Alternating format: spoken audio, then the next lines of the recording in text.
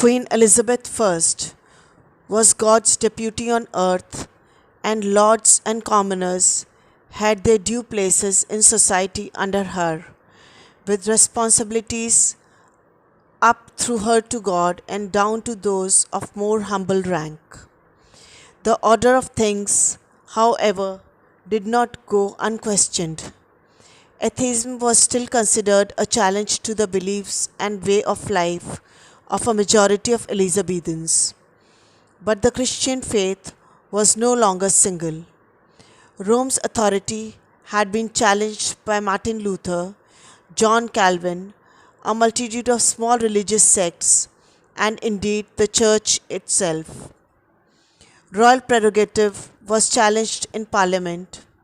The economic and social orders were distributed by the rise of capitalism, by the redistribution of monastic lands under Henry VIII, by the expansion of education, and by the influx of new wealth from discovery of new lands.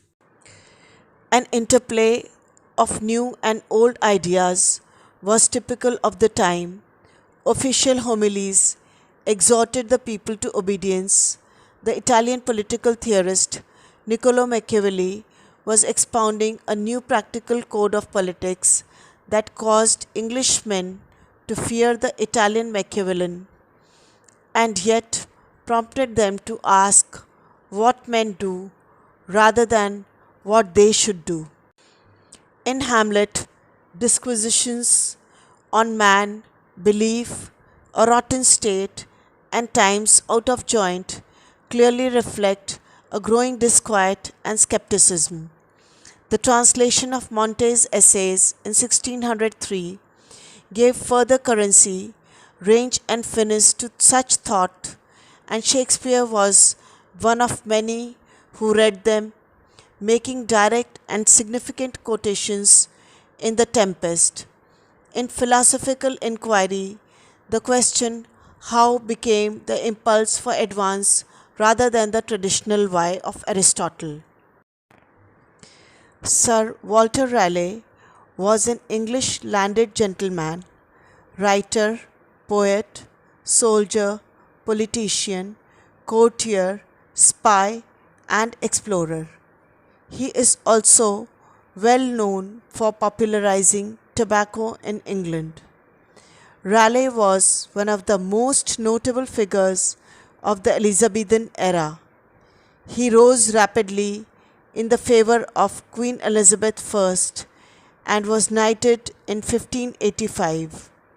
Raleigh was instrumental in the English colonization of North America and was granted a royal patent to explore Virginia, paving the way for future English settlements.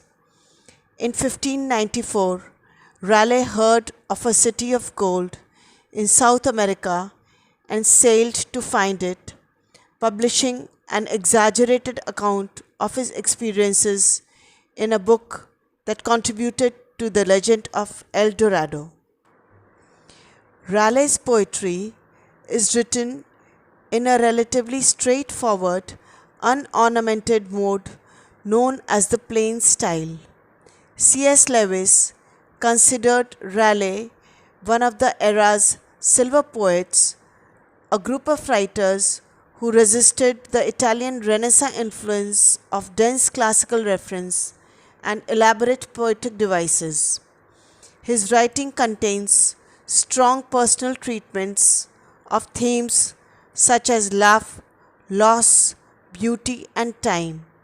Most of his poems are short lyrics that were inspired by actual events.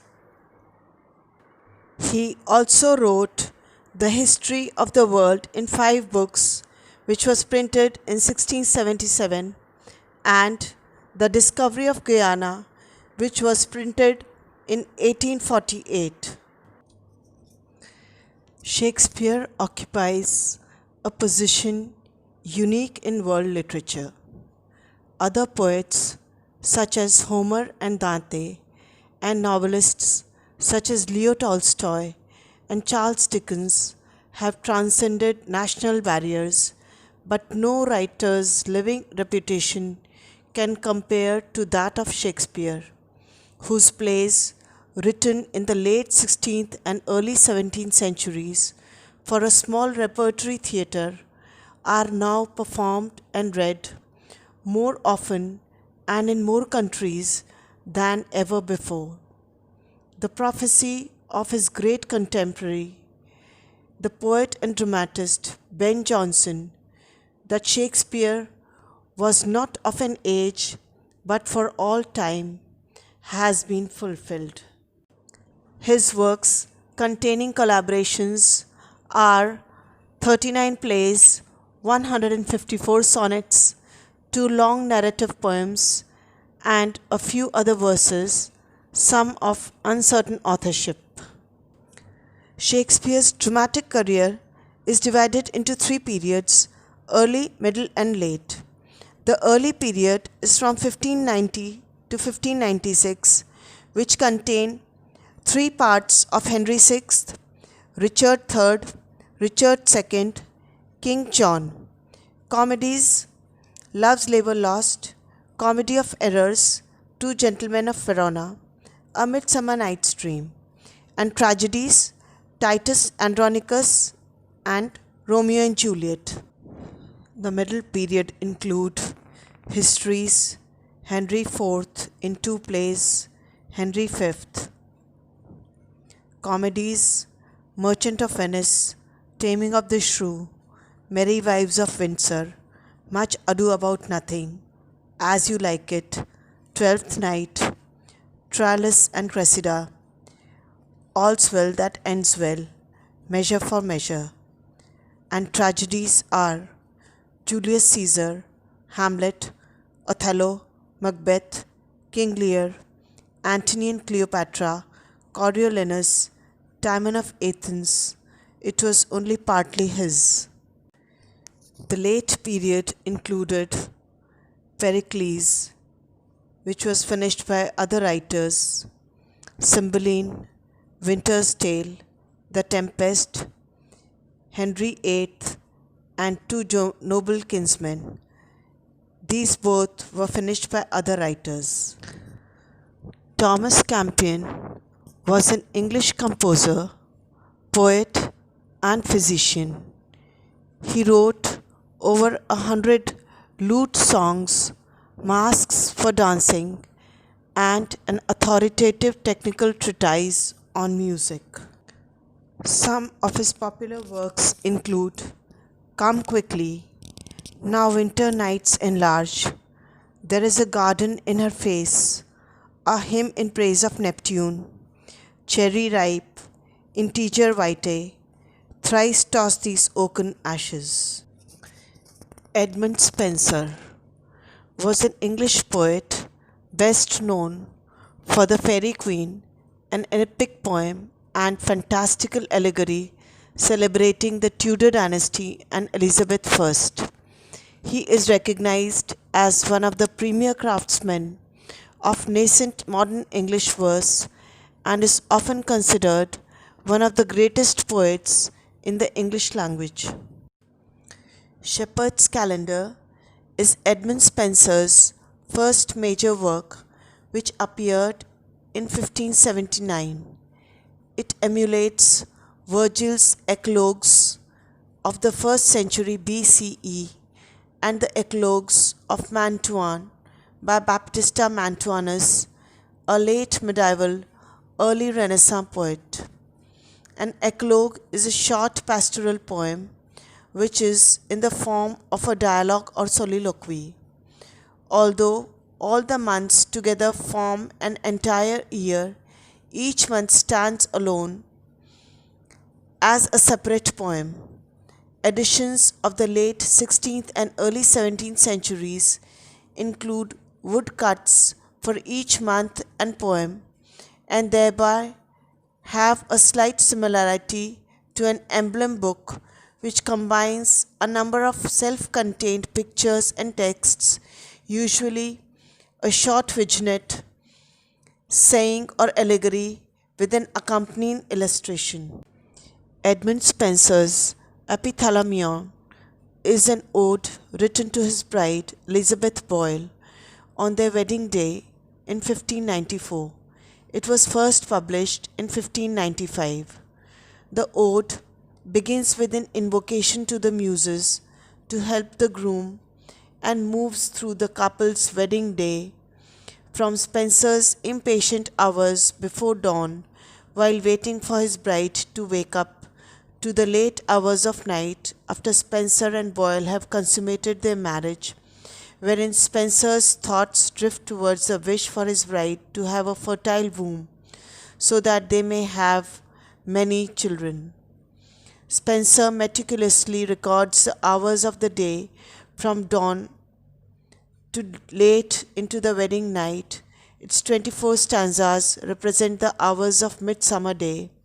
The ode's content progresses from the enthusiasm of youth to the concerns of middle age by beginning with high hopes for a joyful day and ending with an eye toward the speaker's legacy to future generations.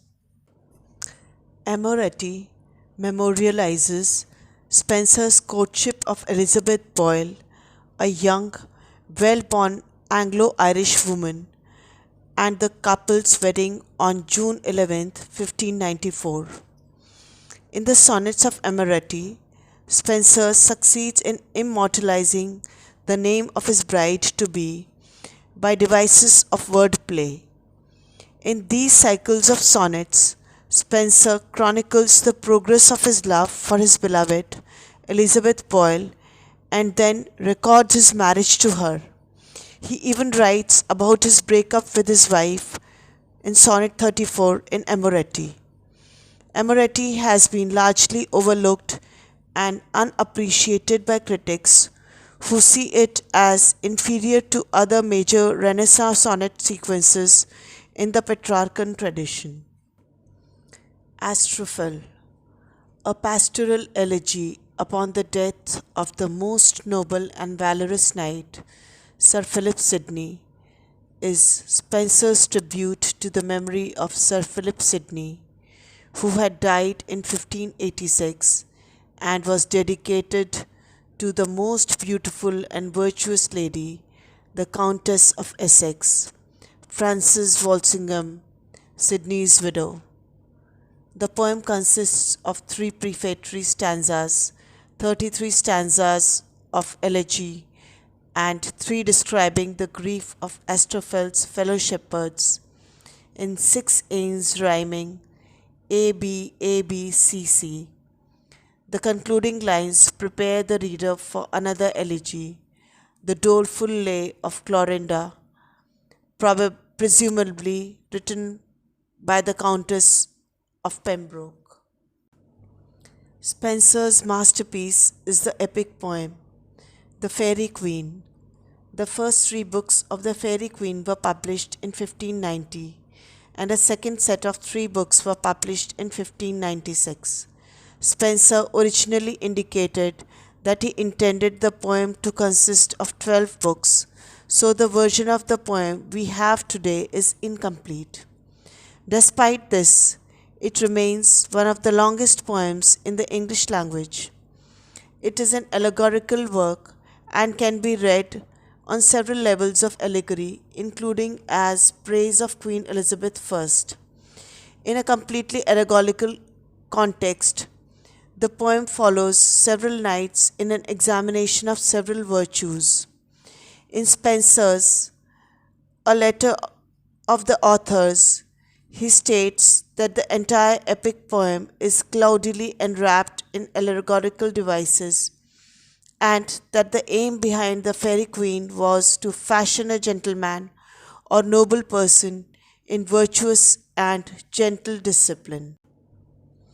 Spencer published numerous relatively short poems in the last decade of the 16th century, almost all of which consider love or sorrow.